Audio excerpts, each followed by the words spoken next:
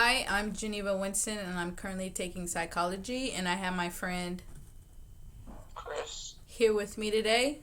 I will be talking to him a little bit more about cognitive dissonance. Um, Chris, do you know anything about cognitive dissonance by chance? No, Nothing at all. no, Have you ever heard of it before? no. All right, so like I said, I'll be trying to talk about it a little bit more with you and explain it differently. So, a cognitive dissonance is the state of having inconsistent thoughts, belief, or attitude, especially as relating to behavioral decision and attitude change. Um, so, another word they use behind that is called buyer's remorse. Have you ever heard of buyer's remorse? Yes. Oh, so what do you think buyer's remorse is? So when you buy something and you're like sitting there and you regret it. Okay, yeah, that honestly, that's literally pinpoint on of what it is called and what it is. So I'm gonna send you I'll be telling you the definition and explaining a little bit more about it. Behavioral remorse is the sense of regret after having made a purchase, like you stated. It is frequently associated with the purchase of an expensive item such as a vehicle or real estate. Buyer's remorse is thought to stem from cognitive dissonance, specifically post-decision dissonance, that arises when a person must make a difficult decision, such as a heavily invested purchase between two similarly appealing alternatives. Factors that affect buyer's remorse may include resource investment, the involvement of the purchaser, whether the purchase is compatible with the purchaser's goals, feeling encountered post-purchase that includes regret. So another cognitive decision I would have to say is sometimes it's not always as well as making a purchase. It can also go along with something that you know you shouldn't be doing. More or less for me was before I had come to school, I was going to buy some canoes. There was a good sale going on with these canoes. They're about $90 per canoe. So I took it upon myself because at the time I had a really good job and I had the money for me to buy it. So I had ended up buying them, happy, excited to be able to get them. And later down the line, I kind of started having regrets because the more I had looked into it, and a friend at the time had said, "Are you sure that it was legit? Do you know anything about it? Have you looked onto and did your research with the company and who they were?" And then the more I had thought about it, I said, "No, I didn't really do much. I don't know. I feel like they're legit. It sounds legit and looks legit." So I just stuck with it.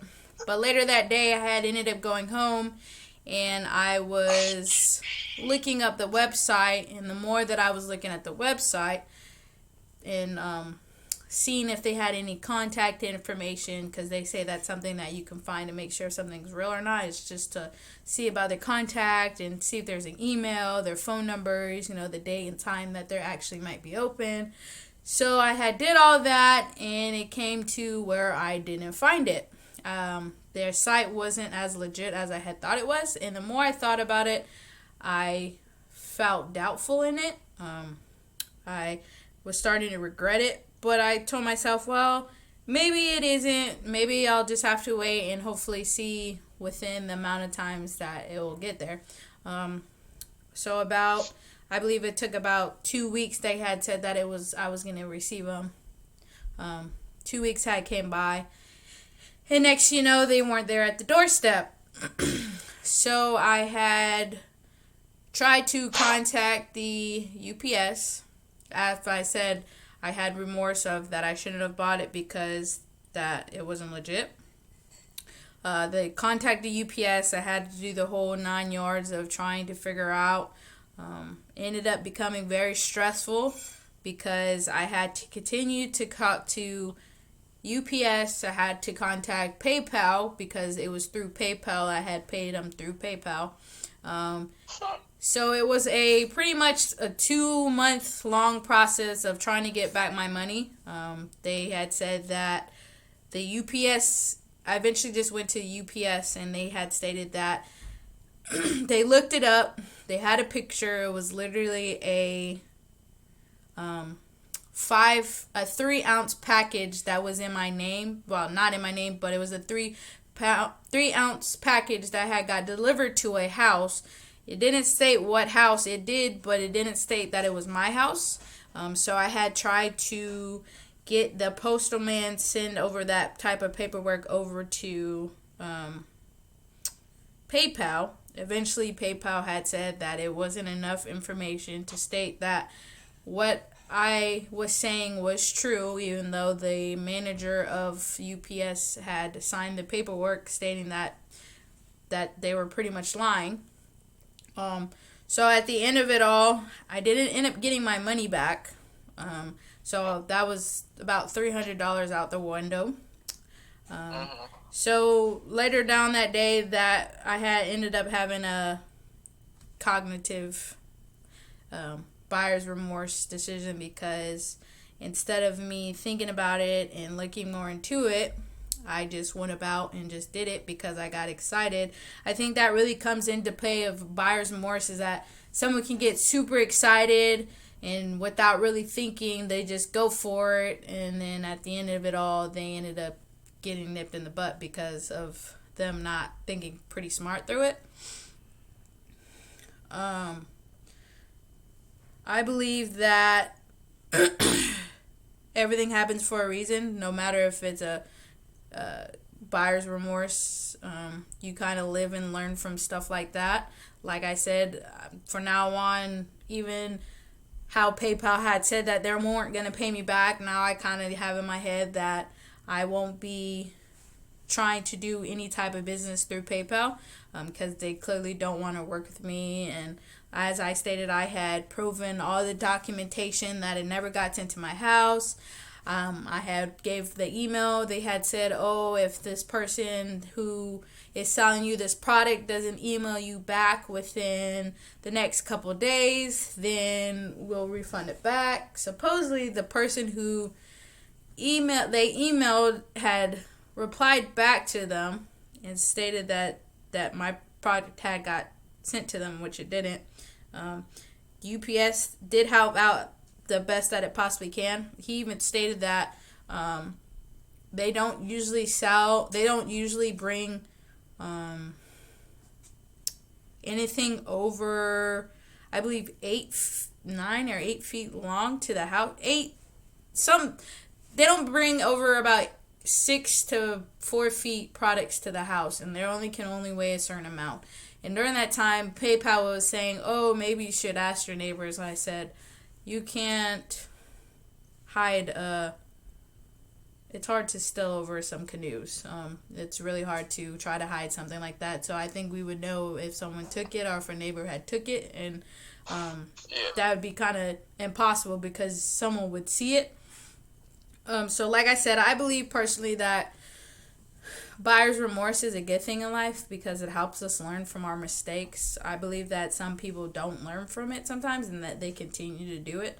I would say people who probably actually have amount of money that they really don't care about losing their money, that they'll just continue to do it and just shrug their shoulders and shake it off and just continue about their day and still continue to do it. I don't think it's a good thing to do, even after learning from it. I hope that I wouldn't have a buyer's remorse when it comes to getting a house or making a big purchase. That's something serious.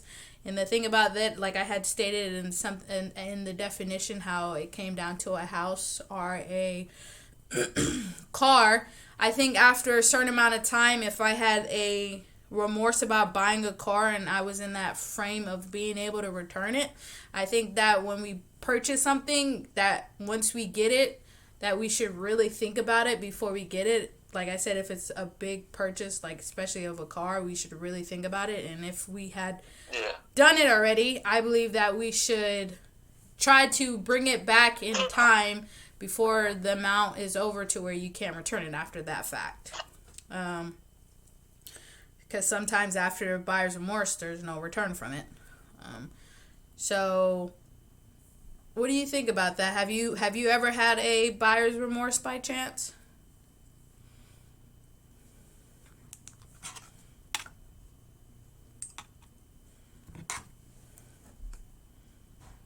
Hello?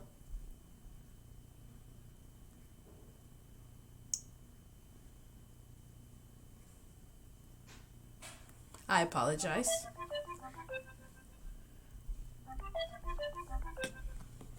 Sorry about that. I think we cut out. I was asking, have you ever had a buyer's remorse by chance? Yeah, all the time. And how do you But how do they make you feel sometimes? makes me feel disappointed in myself that I just spent all that money. On something that you probably shouldn't have. Yeah. Do you ever learn from it or not really? I mean, I No. still do it, so I guess not. So I guess it's pretty much probably humiliating everybody no matter what at the end of the day. Yeah. That everybody's going to do it no matter how old they get. Yeah.